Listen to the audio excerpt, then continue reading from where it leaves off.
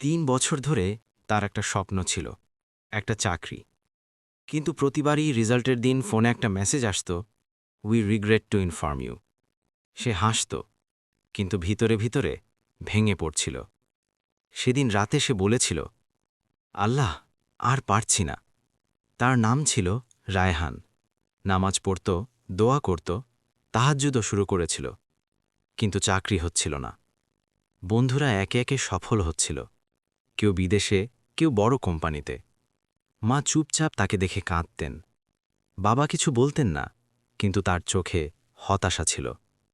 একদিন রায়হান আয়নার সামনে দাঁড়িয়ে বলল, আল্লাহ কি আমাকে শুনছেন না?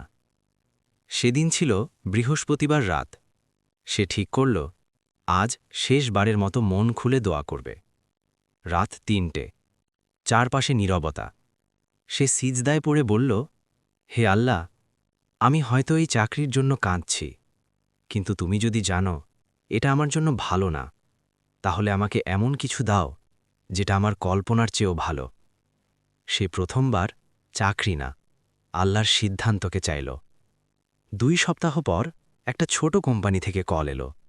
বেতন কম, কিন্তু সে গ্রহণ করল। সেখানে কাজ করতে করতে সে নতুন একটা স্কিল শিখল। 1 বছর পর সে নিজেই একটা অনলাইন বিজনেস শুরু করল। আজ সে চাকরি খোঁজা ছেলে না, সে অন্যদের চাকরি দিচ্ছে। একদিন সে মাকে বলেছিল, মা, যদি তখন চাকরি পেয়ে যেতাম, আজ এই জায়গায় আসতে পারতাম না। আমরা অনেক সময় দোয়া করি, আল্লাহ এটা দাও, কিন্তু আল্লাহ কখনো কখনো সেটা না দিয়ে আমাদের জন্য আরও বড় কিছু লিখে রাখেন। সব দোয়ার সাথে সাথে কবুল হয় না, কিন্তু প্রতিটা দোয়া শোনা হয়।